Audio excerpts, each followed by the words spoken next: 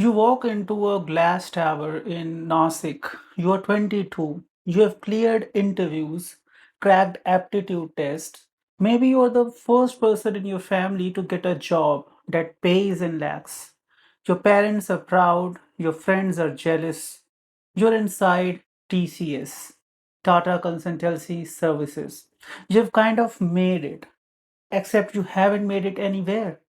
Rather, you have walked into a trap, and the trap has been waiting for you for 4 years. Firstly, let me tell you what the Nasik police had to do to crack this open.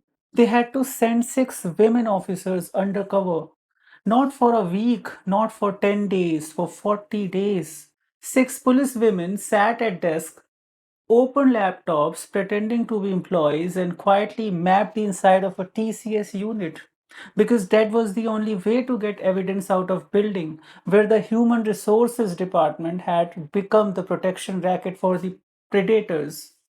Think about that sentence for a second. The police had to infiltrate TCS the way you infiltrate a drug cartel. That's what this company had become in Nasik.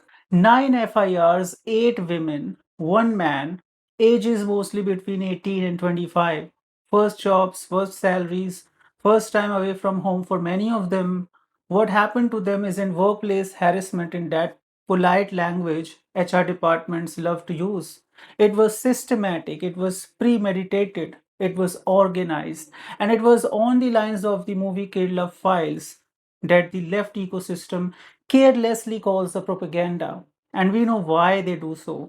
They do so because they do not understand our Muslim brethren and their faith, Islam. They see it in the same light as any other religion on this planet. But that is not true. Jainism isn't same as Hinduism. Hinduism isn't same as Christianity. There is a whole spectrum of religions, and Islam appears on the most extreme side of that spectrum. Now, what that extreme side means is up to you to decide. Anyway, back to the story. The senior colleagues and team leaders, the men who were supposed to mentor these girls, were allegedly selecting targets, not randomly, but deliberately. They were reading personal files, looking for the ones going through a divorce, the ones with family problems back home, the ones least likely to have somebody to call. That's the profile they hunted. Then came the isolation. Then came the touching in pantries and at workstations. Then came the sexualized remarks about bodies and clothes. Then, for at least one girl, came the rape. Under the oldest lie in the book, I'll marry you.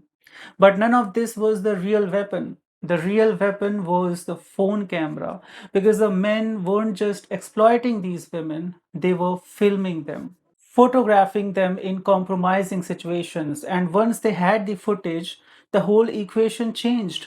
Now you're not dealing with a girl you can reason with.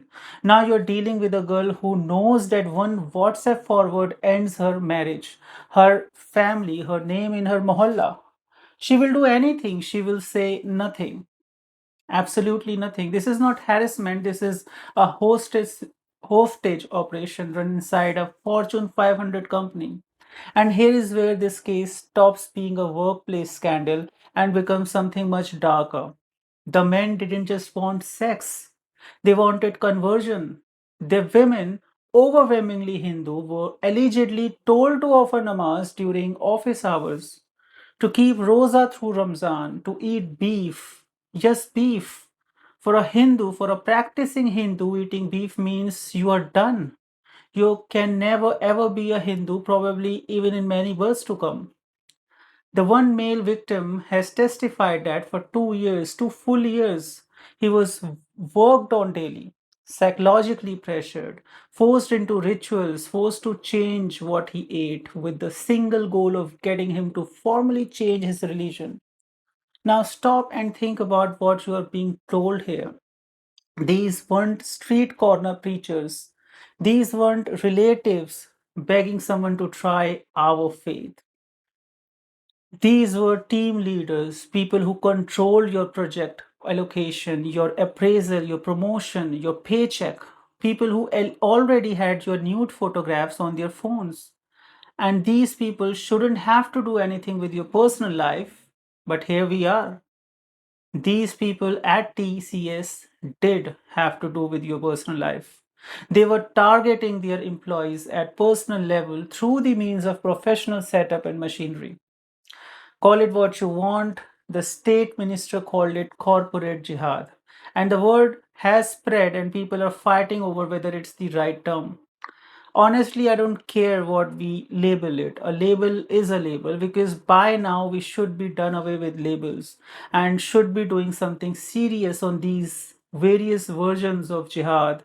But then labels are all about serving the political motive, whether it is BJP or whether it is Congress. What I care about is the mechanics, and the mechanics are very simple. A group of men working in coordination used their professional authority and their blackmail material to try and break the faith of people they had already broken physically.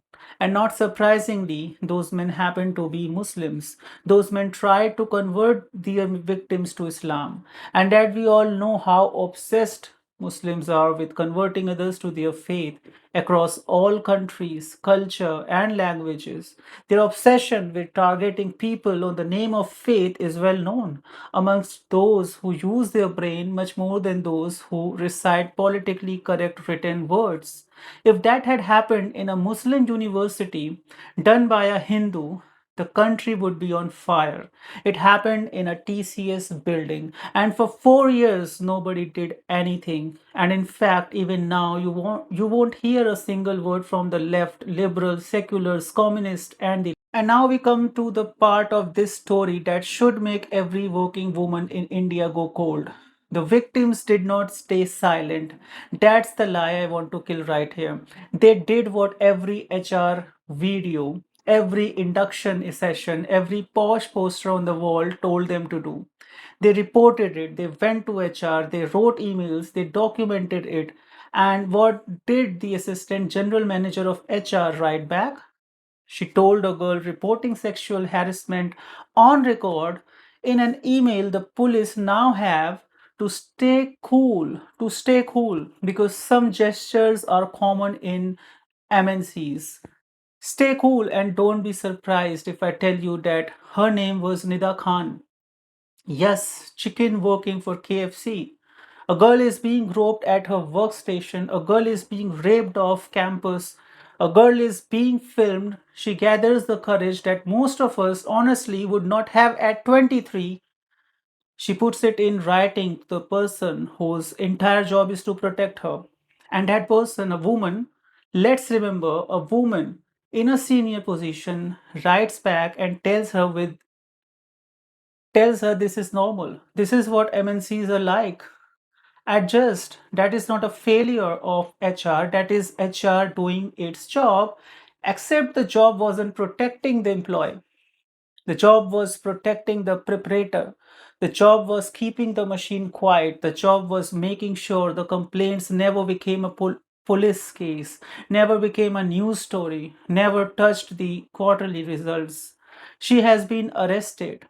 Good. She should be, because what she did is worse than what the men did.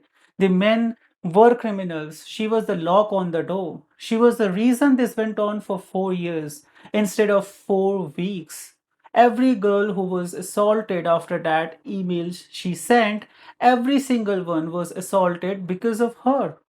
And remember, she was not some rogue individual. She was operating inside a system, which means somebody above her knew. Somebody signed off on the culture where stay cool was an acceptable response to a rape complaint. The internal probe that TCS has now started, led by their COO, that probe needs to answer exactly one question: how high does this rod go? The anti terror agencies have now stepped in, the ATS, the NIA, the IB, all three looking at whether there is foreign money behind this, whether there is an interstate network, whether TCS Nashik was just one node. We'll know what we know when we know it. I won't speculate on what the agencies haven't confirmed, but We, you, and me do know the motives, the intentions, the Male Ganimat mindset behind this.